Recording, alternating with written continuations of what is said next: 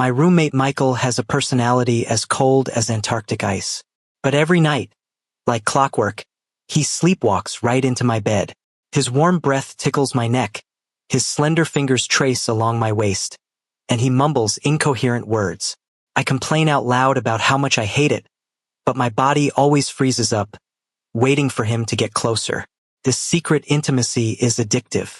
Until that medical report showed up, stating, Michael is healthy enough to compete in the Olympics. I was stunned. Waith's not sick? So what the hell has he been doing in my bed every night? Chapter 1. Michael is basically a walking ice sculpture. Sharp eyes, frigid demeanor. People automatically part like the Red Sea when he walks down the street. Outside of class, he's either buried in the library or locked away in the lab. The total number of words he's said to me? Maybe 10. But this guy who keeps everyone at arm's length has one special quirk: sleepwalking. This little problem started the second week we moved into the dorm. That night, half asleep, I felt something warm press against me. Then an arm gently wrapped around my waist. My eyes shot open and I nearly screamed. In the darkness, Michael's handsome face was right there. His breathing was steady, eyes closed, looking peacefully asleep, yet his arm held me tight. I held my breath, body rigid. The faint scent coming from him drifted into my nose, making me forget everything else. I didn't dare move all night, until just before dawn when Michael suddenly seemed to wake up, released me abruptly, and climbed back to his own bed. Before leaving, he planted a light kiss on my forehead, cool to the touch. Yet it burned so hot I couldn't fall back asleep. The next day, Michael was back to his ice-cold self, as if last night was just my imagination. But the faint red mark on my neck and the lingering scent of him in the room proved it was real. I tried to hint around, asking if he had any weird habits. He just gave me a cold glance and said, "No." That look could freeze someone solid, like I'd asked something I had no business asking. I didn't dare bring it up again, could only bury it inside. But this wasn't the end, it was just the beginning. Michael's sleepwalking became a nightly routine. Like a programmed alarm clock, he'd silently climb into my bed every night. At first I resisted, even tried putting obstacles on my bed, but he'd somehow avoid them every time. Eventually I realized that when he's sleepwalking, he's surprisingly strong. I can't push him off. When he holds me, he's nothing like his usual standoffish self. Instead, he's almost clingy. Sometimes he buries his face in the crook of my neck. Sometimes he nuzzles my hair, and he even mumbles things I can't make out. The feeling is strange, half embarrassing, half inexplicably comfortable. I started looking forward to every night, waiting for him to come over. I know this isn't normal, but I can't help it. Like a moth flying into a spider's web, knowing it's dangerous but unable to resist getting closer. Until a few days ago, when Michael took sick leave for a physical exam. I accidentally spotted his medical report on the desk. Just one glance, and my heart skipped a beat. The report was crystal clear. Brain function normal. No neurological issues whatsoever. All indicators excellent. In other words, he couldn't be healthier. I felt something snap in my brain. Healthy?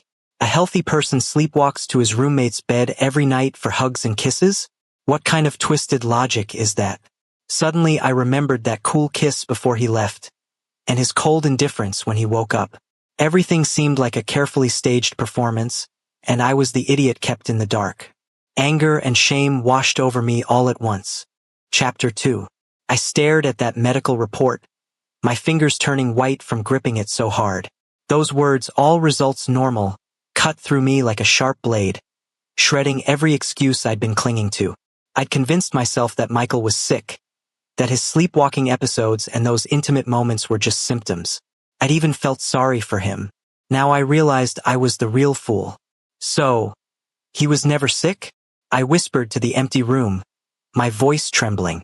All those gentle touches over the past few days, those subtle moments of closeness, suddenly, they all felt like a lie. My face burned with shame, like I'd been slapped. And the worst part? I'd actually started to depend on that sick affection. I'd even looked forward to it. That night, Michael sleepwalked into my bed as usual. He wrapped his arms around me gently like always, his warm breath tickling my ear.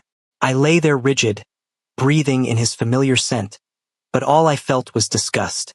I fought the urge to shove him away, squeezing my eyes shut and pretending to sleep. His hand slowly traced my waist, as if testing something. I could feel his breathing pattern, even the slight rise and fall of his chest. "Noah," he suddenly murmured near my ear, his voice husky, like he was talking in his sleep. "My name." He said my name. I nearly jumped out of bed. Before, when he sleepwalked, he'd only make vague sounds, never called my name so clearly. What was this? Had his act gotten better? Or was he deliberately testing me? My heart pounded like it would burst out of my chest. In the darkness, I forced myself to breathe steadily, playing the part of someone sound asleep. His hand moved upward, gently touching my face. His fingertips were cool, the touch delicate. I could barely hold it together. The feeling was so bizarre, like invisible hands manipulating my emotions in the dark. I felt like a puppet, completely under someone else's control. "Stop pretending to sleep." Michael's voice suddenly rang clear in my ear, with a playful rasp to it. I snapped my eyes open and found myself staring straight into his dark eyes. There wasn't a trace of sleepwalking confusion. Those eyes were wide awake, even glinting with a sly awareness I couldn't quite read. My heart sank, a chill shooting from my feet to the top of my head. He was awake. He'd been awake the whole time. He'd always known. I felt like my lungs would explode with rage. Fury surged through me. The shame, anger, and humiliation of being played crashed down at once. Michael's lips curved slightly, that smile both captivating and teasing in the darkness. He stared at me, something unreadable flickering in those dark eyes. "You." I tried to speak, but my throat felt blocked. I couldn't get a single word out. Anger, shock, embarrassment, all these emotions churned inside me, making it hard to breathe. He actually dared to do this.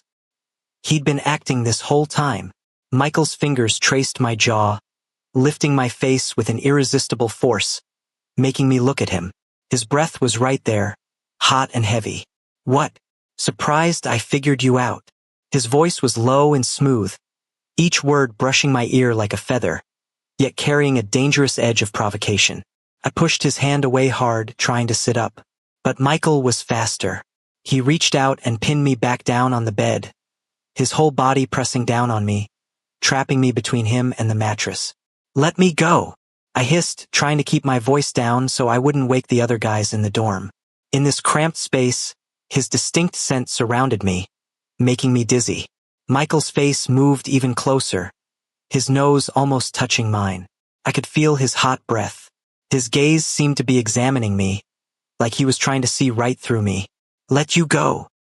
He chuckled softly, a hint of mockery in his laugh. "I worked so hard to get you to depend on me. Why would I let go now?" My mind went blank with a buzz. What did he mean by worked so hard? What depend? This was ridiculous. I felt like I just heard the joke of the century. "You think faking an illness could fool me?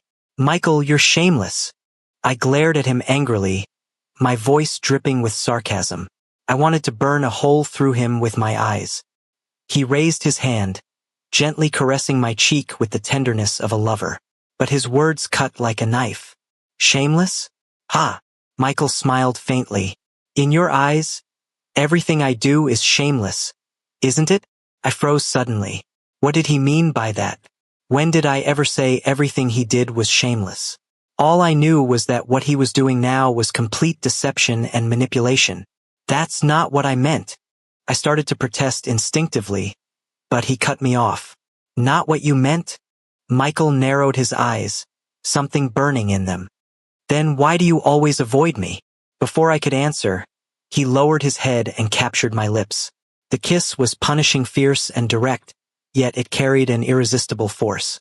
My mind went completely blank. All the anger, shame, and shock got scrambled by this sudden kiss. I could even taste the faint hint of mint on his lips, both cool and burning. Chapter 3. My breathing became rapid and chaotic under Michael's kiss. My brain felt like someone had hit pause, completely blank. I struggled, only to discover his strength was frighteningly overwhelming. There was no way to resist. His kiss carried a punishing quality, tinged with aggression, setting my entire body ablaze. I could feel my heart pounding like a drum, my face burning hot. It wasn't until I was nearly out of breath that Michael slowly released me. He looked at me, those dark eyes holding a trace of satisfaction mixed with an unfathomable depth. My lips were slightly swollen, still carrying his scent and warmth, making me feel dizzy in waves. "You're insane." I finally found my voice, hoarse and trembling. I felt my body shaking, not just from anger, but from some inexplicable tremor I couldn't quite place. Michael let out a soft laugh, his fingertip gently brushing across my lower lip in a gesture both intimate and dangerous.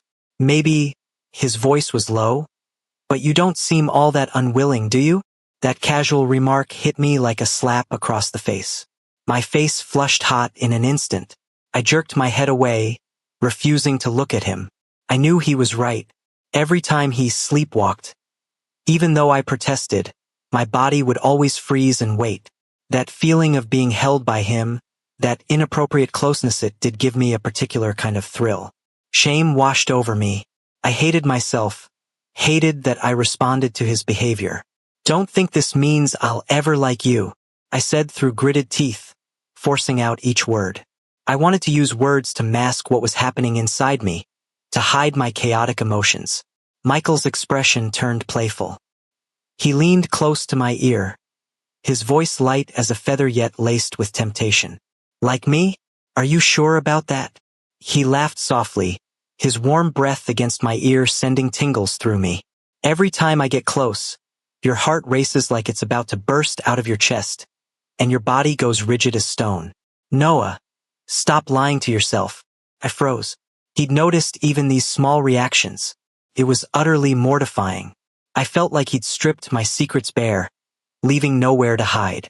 He was like a devil who could see straight through people, easily seeing past all my pretenses. "What exactly do you want?" I lowered my voice, a hint of desperation creeping in. I felt like I'd already fallen completely into his trap with no way out. Michael's gaze fell on my kiss-swollen lips, his eyes deepening. He didn't answer my question directly, but instead placed a gentle kiss on my forehead so tender it seemed unreal, as if that forceful kiss moments ago had been my imagination. "I want you to look at me more," he said quietly, his tone carrying a barely perceptible hint of hurt. I was completely stunned. Look at him more? He was constantly in front of me every day, wasn't that enough? And this wounded tone of his sent chills down my spine. This man was too dangerous. He was like a wolf in sheep's clothing, setting traps step by step for me to walk into. I felt like I might actually be falling under his spell. Michael's wronged act made me sick, like swallowing a fly stuck in my throat. Playing with me and then acting pitiful? Such a tired old trick was truly contemptible. I sneered, trying to push his hand away. "Save it. Don't think playing the victim will get you off the hook. I'm not that stupid."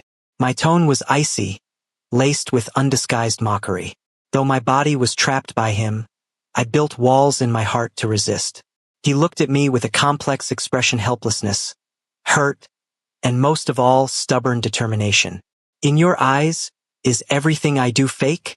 He sighed softly, his voice hiding barely noticeable exhaustion. "Noah, do you really have that little faith in me?" I suddenly froze. Trust? After deceiving me for so long, now he wanted to talk about trust? What a joke. My rationality felt like a taut string about to snap. "Why didn't you talk about trust when you were lying to me?" I shot back, each word sharp as thorns. "Do you think you have the right?" Michael's eyes dimmed briefly before quickly returning to calm. He stopped arguing, just quietly watching me with those bottomless eyes, inexplicably frustrating me. This silence was more maddening than any argument. "What exactly do you want?" I asked again, exhaustion seeping into my voice. I didn't want to play this game anymore. I just wanted to know his real purpose. He looked at me, the corner of his mouth lifting in a faint, mysterious smile. "Nothing much," he said softly. "Just want you to look at me more." This answer completely ignited my fury. Just to get me to look at him a few more times, he'd faked illness, climbed into my bed every night, done those intimate things? It was absolutely absurd. I was about to explode when his next move cut me off. Michael suddenly lowered his head, not to kiss me, but to bury his face in the crook of my neck. His breathing became rapid, the stubble on his chin lightly grazing my skin, bringing a ticklish sensation. His arms wrapped tightly around my waist with such force it felt like he wanted to meld me into his body. "I just miss you too much," he said quietly, his voice carrying a fragility I'd never heard before. I froze instantly. Missed me too much? What was that supposed to mean?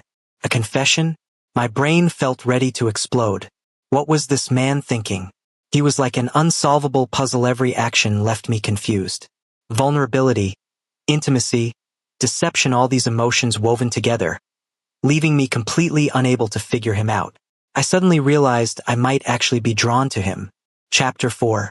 Michael's whisper hit me like an electric current. "I missed you so much." Those 4 words, spoken in this charged and dangerous night, carried a magic that made my heart race. A wave of dizziness washed over me, scattering both my anger and embarrassment in the wake of this sudden confession. What are you saying?" I stammered, my voice betraying a panic I hadn't even noticed myself. My cheeks burned, my heart pounding so hard it felt like it might burst. He didn't look up, only held me tighter. His body heat seeped through our thin clothes, shockingly warm. His breath against my neck grew deeper, carrying an irresistible sense of need. "I just wanted you to see me." Michael's voice came out muffled and hoarse. "In your world, I always feel like I'm invisible." I jolted. Invisible? How could that be? Michael commanded attention wherever he went. Cool, brilliant, top of the class, the guy half the girls had crushes on. How could I possibly overlook him? "That's ridiculous." I tried to argue back, but my voice lacked conviction. My mind raced, searching for holes in his logic. He finally lifted his head. His dark eyes gleamed with complex emotions in the darkness: hurt, longing, and something I'd never seen before: vulnerability. "You're always surrounded by your friends, laughing and joking with them. You never talk to me first. You barely even look at me." There was a barely perceptible bitterness in his voice. "I just wanted you to notice me more." I was completely stunned. This sounded like a neglected child complaining. Nothing like the aloof Michael I knew. Felt like a dream. "So you pretended to sleepwalk?" I stared at him in shock, unable to believe it. The reason was too absurd. Michael didn't deny it. He just looked at me quietly, something stubborn in his gaze that I couldn't quite read. "Do you think I'm pathetic?" he asked softly with a self-deprecating edge. My heart clenched. Pathetic? No, I didn't think that. I just felt a pang of sympathy. His affection, or rather, his longing for me had become so humble that he'd resort to deception just to get my attention. I reached out and gently touched his cheek. His skin was cool with a delicate texture. The gesture made Michael's body stiffen, surprise flashing in his dark eyes. "Why would you do this?" I asked softly, my tone complicated. Michael's gaze deepened. He didn't answer. Instead, he took my hand and pressed it firmly against his face.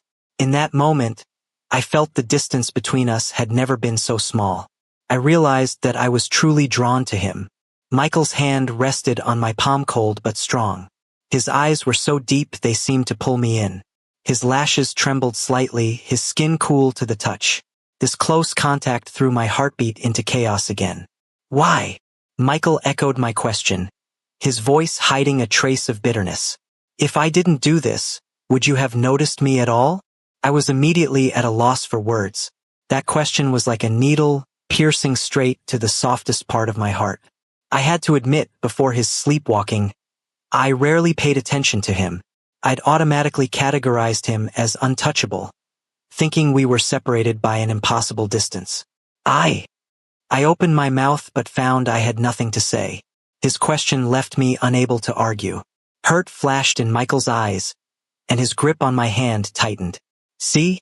You can't answer." He sighed lightly, his tone tinged with resignation. "Every day I watch you chatting happily with everyone else, see you laugh, see you joke around. And me?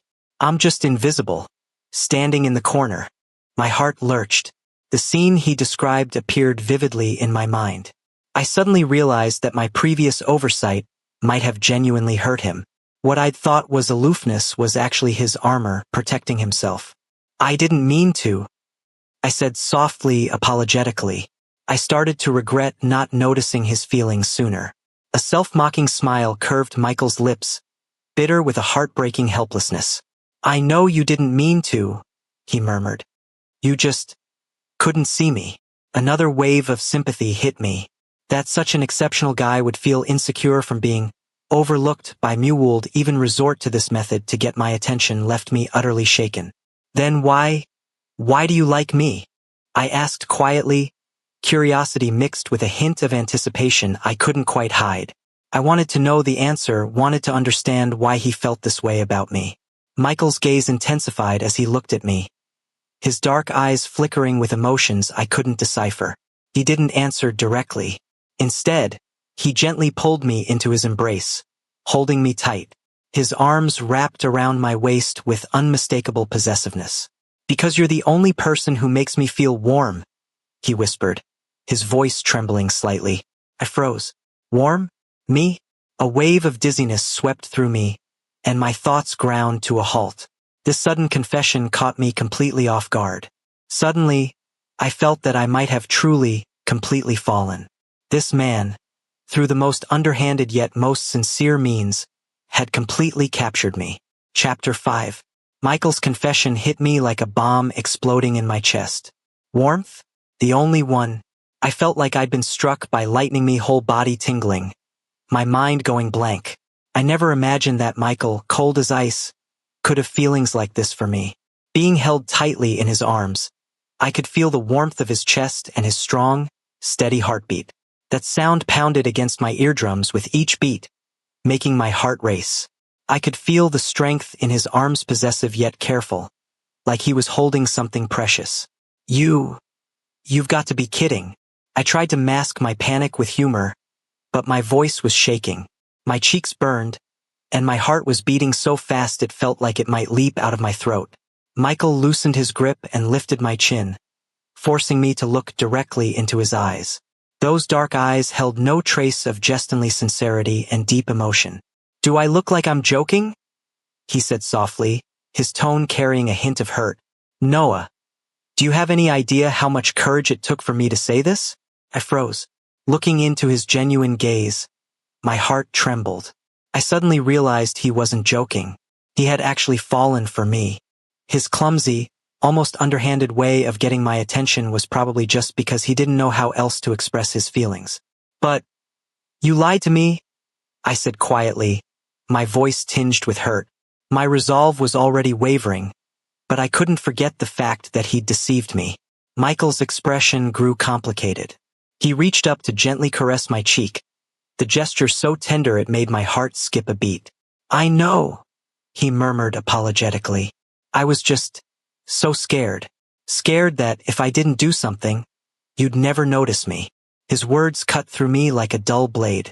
I suddenly understood that his so-called coldness and unapproachability might just be his way of hiding his vulnerability.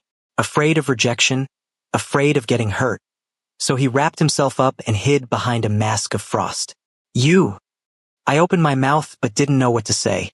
All my anger and resentment melted into a mess of conflicting emotions.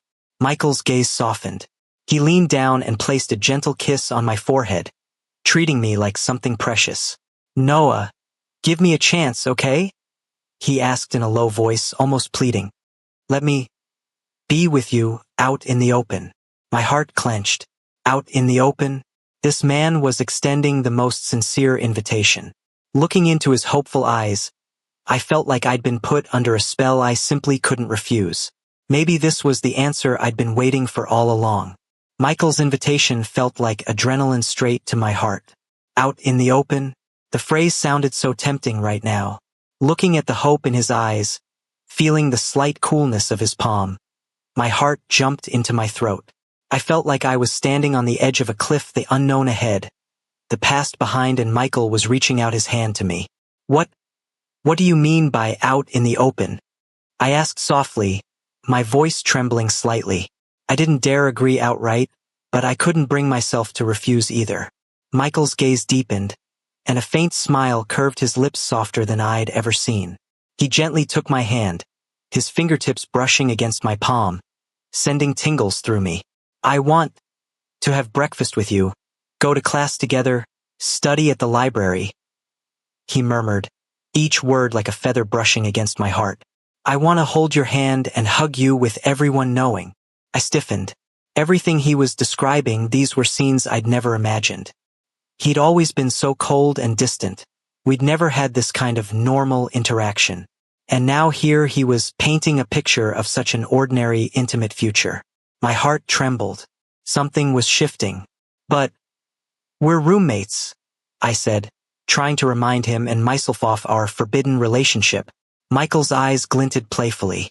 He chuckled softly and leaned close to my ear, his voice low and magnetic. So what if we're roommates? He whispered. Roommates can be lovers too, can't they? Before I could respond, he leaned in and placed a soft, brief kiss on my lips. It was gentle and fleeting, yet absolutely certain. My body went rigid, my mind blank. My cheeks burned, and my heart pounded like it might burst. You! I stammered, at a loss for words. His boldness caught me completely off guard. Michael looked at me, a hint of mischief in his eyes. Don't tell me you don't feel anything for me, he said confidently. Noah, your body's a lot more honest than your mouth. I was speechless. He was right. Every time he got close, my heart would race out of control. My body would tense up. That forbidden intimacy did give me a strange thrill, an anticipation I couldn't deny. I felt embarrassed, but also something sweet. I realized I really had fallen for him. And he, in his clumsy yet sincere way, had completely captured me. Maybe this was meant to be. Michael watched me, his gaze even more tender. He gently stroked my cheek, the gesture so soft it made my heart flutter. Give me a chance, okay? He asked again, pleading. Let's start over. Looking into his expectant eyes, my heart clenched. Start over? Those words were like a light illuminating the confusion in my heart. Before I knew it, I found myself nodding. I nodded. Michael's eyes lit up immediately, his smile becoming radiant, like he'd just set down 1,000-pound weight. Mixed with disbelieving joy, he suddenly pulled me into a tight embrace, holding me so hard it felt like he wanted to merge me into his body. You really agreed? His voice shook slightly, still uncertain. I could feel the warmth of his chest and his strong heartbeat.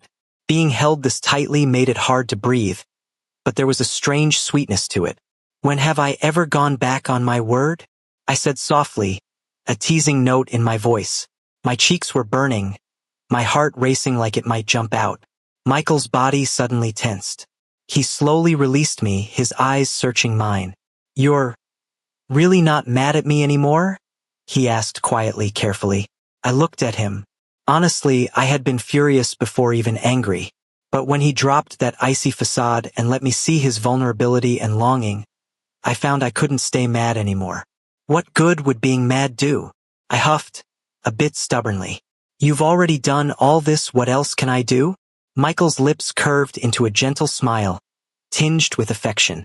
He reached up and softly ran his fingers through my hair, the gesture so tender it made my heart race.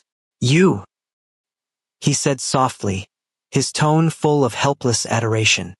Such a stubborn little thing. My cheeks burned hotter, my heart beat faster. I realized I'd completely fallen for him. This man had used the clumsiest yet most genuine approach to hold onto me tight. Then, no more pretending to sleepwalk, I said quietly, with a hint of warning. Michael's gaze grew deeper. He looked at me, his dark eyes shining with something I couldn't quite read. Fine, no more sleepwalking, he said softly, his tone slightly seductive. But that means from now on, I can hold you and kiss you openly, right? I froze. This man was shameless.